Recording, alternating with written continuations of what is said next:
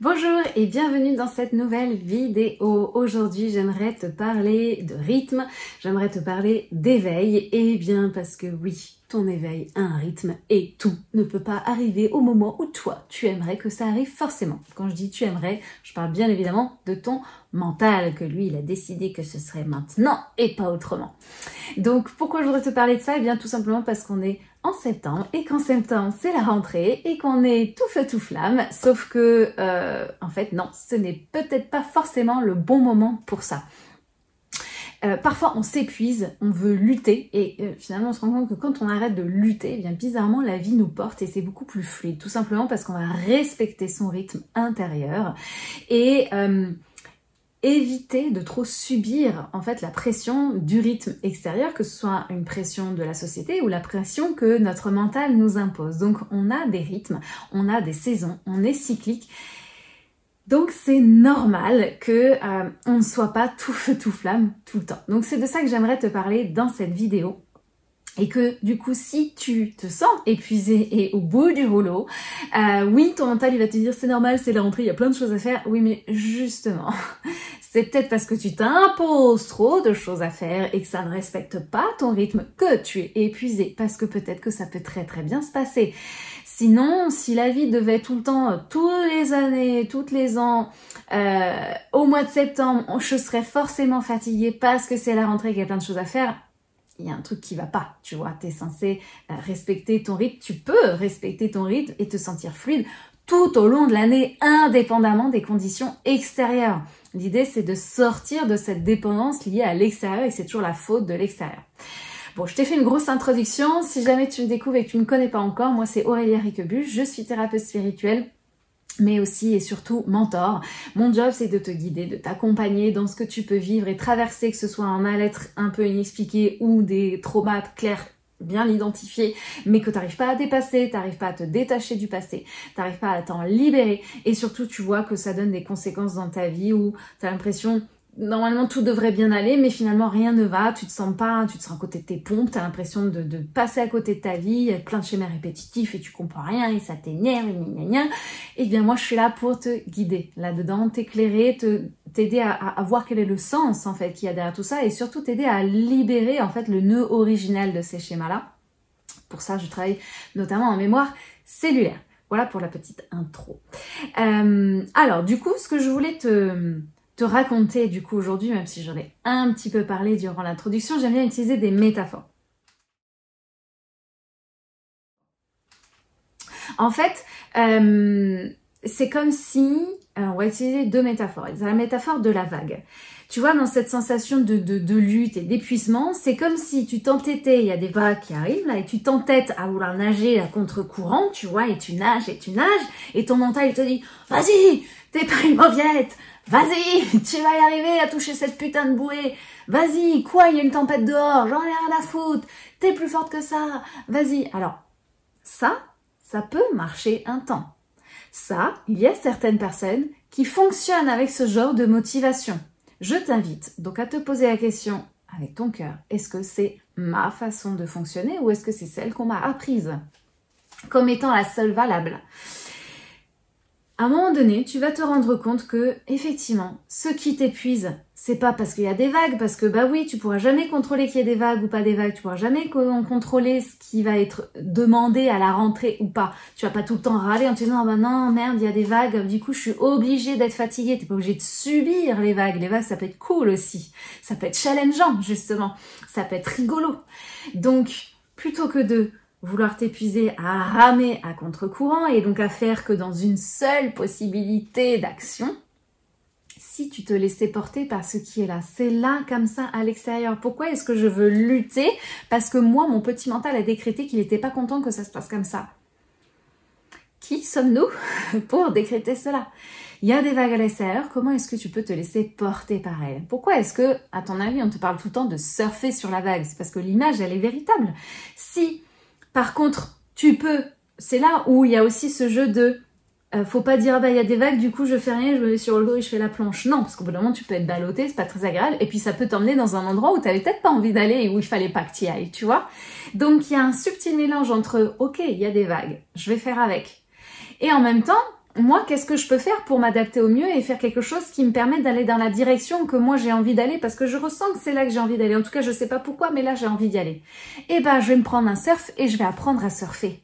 Tu vois, ce 50-50, 50% tu lâches prise parce qu'en fait, tu t'as pas le choix, il y a des choses que tu ne maîtrises pas, mais en fait, les 50%, il faut quand même que tu te prennes par la main et que tu marches sur ce chemin. Le chemin, il se déroule, mais il faut quand même, il se déroule parce que tu es en chemin. Et c'est parce que tu es en chemin que le chemin se déroule. Ça, c'est le truc de l'œuf ou de la poule. Bref, c'est une autre vidéo, ça. Donc, tout ça pour te dire que tu as besoin d'apprendre à surfer pour pouvoir surfer sur la vague, pour pouvoir, même si c'est le rush de septembre, parce que malheureusement, dans notre société, c'est comme ça, et on va en parler après, pour moi, ce n'est pas du tout adapté. Eh bien, toi, tu as pris ton surf, tu as appris à travailler avec ce surf, tu vois, tu sais que toi, ta façon de surfer, c'est comme ça, c'est pas celle du voisin et c'est ok. Toi, tu peux surfer pendant tant de temps, et ben c'est pas le même temps que ton voisin et c'est ok. Mais vraiment, tu vas pouvoir te laisser porter par les vagues et tu verras qu'en surfant, bah, tu vas te rendre compte que peut-être tu vas beaucoup plus vite et que surtout, tu peux utiliser la puissance de la vague et la rapidité de la vague pour aller là où tu veux, peut-être même beaucoup plus vite que ce que tu pensais. Plutôt qu'en voulant t'évertuer, aller tout droit vers la bouée. Et que peut-être en faisant ça, tu vas te rendre compte qu'en fait, il y a une petite île sauvage que tu n'avais pas vue, parce que tu étais focus sur ta bouée, et qu'en fait, cette petite île sauvage, elle est trop méga géniale. C'est ça, la magie de la vie, de se laisser porter par la vie. C'est ça aussi ce qu'on appelle le lâcher-prise, à mon sens en tout cas. Donc pourquoi je te parle de ça? C'est parce que ton éveil, vouloir travailler sur toi, elle suit aussi un rythme. Tu peux pas te dire je vais travailler, à libérer des choses. C'est pareil en fait, on est cyclique, on a des rythmes. Quand je travaille avec mes clientes, je leur parle des cycles de vie. Et je leur parle aussi de leur cycle, leur projet-sens. En mémoire cellulaire, on parle de projet-sens. Tu as les 9 mois de préconception, les 9 mois de ta conception, tes 9 mois de vie intra-utérine, ta naissance et les 9 premiers mois de vie. Ça, c'est des cycles où, dans la préconception, c'est une toute petite pensée. C'est très énergétique. Et tu commences à y réfléchir, machin. Après, tu as les 9 mois de vie intra-utérine, tu commences à fabriquer ton projet, ton bébé. Et après, tu as les 9 premiers mois de vie. Ils sont en train d'être vécus, mais ils apprennent aussi des choses et il y a des choses qui vont pouvoir rebasculer, rebouger. Ces cycles-là, observe-le dans ta vie, que ce soit dans ton business, que ce soit avec tes relations, que ce soit pour toi personnellement. Tu verras que tu traverses tout le temps ces 3 phases. Tout le temps, tout le temps, tout le temps. C'est normal. C'est aussi des vagues. Il y a des creux et des montées. C'est normal. Tu peux jamais être tout le temps hop, au-dessus de la vague. C'est pas possible. Donc, ton éveil, il suit aussi des vagues. Il y a des vagues où tu réfléchis, je sais pas trop. Ah bon, et puis après, ça y est, bon, je vais commencer à rechercher, à trouver un thérapeute. Et puis après, hop, une fois, j'y vais dedans et je travaille sur moi. Et puis après, il y a des besoins de temps d'intégration. C'est normal, en fait. Ça aussi, ça fait partie de ton rythme. Mais si tu ne t'écoutes pas, si tu ne prends pas ce temps-là de considérer, ok, est-ce que je fais là, est-ce que c'est la pression extérieure ou ça vient de moi, est-ce que c'est juste pour moi, tu vas t'épuiser parce que ça va pas respecter ton horloge biologique à toi. Et à ça s'ajoute évidemment la pression, on va dire, artificielle de l'être humain parce qu'il a décidé qu'en septembre ce serait la rentrée scolaire et que tout le monde doit être plein de bourre et qu'en plus on s'est tous adaptés au rythme scolaire, donc c'est la rentrée pour tout le monde alors que personne n'a décrété que ça. Bon bref, voilà, on s'est vraiment adapté aux enfants. Alors que, bon bref, ça c'est encore un autre sujet. Je vais pas m'épancher sur le sujet encore là-dessus, sinon je vais partir dans tous les sens. Mais en septembre, on rentre dans l'automne. L'automne, les feuilles tombent. Les fleurs, elles poussent pas, il n'y a pas de croissance, d'accord? On récolte les fruits, ok? Et on commence à se reposer, on commence à préparer l'hiver. Donc, on n'est pas censé être tout feu, tout flamme. C'est fini, ça. C'était durant l'été qu'il fallait être en mode « Wouh! Expansion, pump it up, trop génial !» C'est plus le moment, les gars. Donc, ça aussi, ça peut créer un décalage parce que physiquement, en fait, ton corps fait partie de la nature, je t'apprends rien. Donc, il va être en vibration, en connexion avec la nature. Il va aussi être dans une période automnale. Donc forcément, tout ce que tu vas voir à l'extérieur, ça va t'inviter à ça. Mais il va y avoir une dualité entre le pragmatisme, le rationnel et ce qu'on t'impose. Il faut, je dois, etc. Il faut charbonner, c'est la rentrée, etc. Donc ça peut te déséquilibrer, te désharmoniser, donner plein de pensées obsédantes, être fatigué aussi physiquement. sans même parler que psychiquement. Et donc ça peut te désaligner et avoir la sensation d'être dans le brouillard complet et de pas savoir où aller dans ta vie. Donc parfois ça se joue à pas grand chose et juste de prendre conscience qu'il y a une histoire de rythme, ça peut t'aider. Donc il y a les saisons autour de toi. Si tu es une femme, en général il y a beaucoup de femmes qui me suivent, je vais en plus te parler des cycles menstruels qui suivent la même régularité des saisons. Donc pendant tes règles c'est l'hiver, ton syndrome prémenstruel la semaine d'avant c'est l'automne, pendant l'ovulation c'est l'été, et puis juste avant l'ovulation la semaine d'avant c'est le printemps. On est trop génial, on a plein d'idées, ça fourmille, etc. C'est le printemps, tu vois, ça pousse de partout.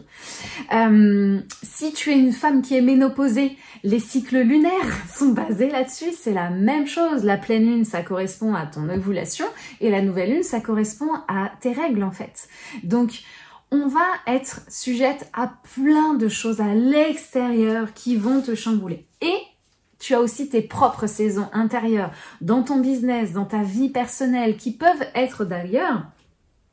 Tu peux être, par exemple, dans ton couple, dans une saison... oui, spoiler, il y a des saisons dans les couples aussi. Tu peux être aussi en pleine période d'été, alors que dehors, c'est l'hiver, tu vois. Donc, encore une fois...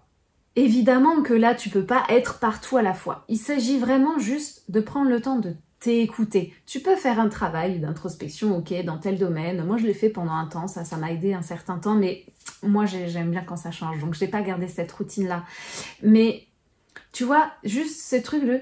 Qu'est-ce qui va m'aider à faire du bien? Où est-ce que je sens? Et ça, il n'y a que dans ton corps que tu vas pouvoir le ressentir. Mais bon, ça, on va dire que c'est l'étape d'après et je te ferai une autre vidéo pour te donner des conseils là-dessus. Mais déjà, peut-être de prendre conscience que si en ce moment, t'es fatigué, épuisé, t'en peux plus, t'as les idées qui s'embrouillent, tu sais plus où aller, c'est peut-être juste que, encore une fois, tes actes, donc ce que tu fais à l'extérieur, ne sont pas du tout alignés et en cohérence avec ton rythme intérieur, tes saisons intérieures, dans où est-ce que tu en es à l'intérieur de toi et peut-être que tu t'évertues à nager à contre-courant alors que tu te prends des vagues. Elles sont de plus en plus grosses et on ne comprend pas. Et on continue, tu vois. Et peut-être qu'il s'agit juste de bouger un tout petit curseur et peut-être que les choses seraient beaucoup plus fluides pour toi. Donc on verra dans une prochaine vidéo comment est-ce qu'on peut réussir à faire tout ça. Mais déjà, je t'invite à réfléchir un peu là-dessus, à voir où est-ce que tu en es. Si tu veux me partager un peu tes réflexions par rapport à ça, n'hésite pas à m'écrire en commentaire, je réponds toujours. Si tu préfères qu'on parle en privé, il y a mon mail aussi dans la description de la vidéo. Voilà, je te mettrai d'autres infos dans la description si ça t'intéresse, va y jeter un coup d'œil. Merci de m'avoir écouté jusqu'au bout. Si tu veux liker cette vidéo, si tu veux la partager autour de toi, je te remercie par avance parce que déjà ça me permet de voir qu'il y a des personnes qui me regardent et puis aussi ça favorise à ce que la vidéo soit plus vue, c'est l'algorithme, voilà. Donc ça me permet aussi de montrer mon travail et ça c'est cool. Merci beaucoup.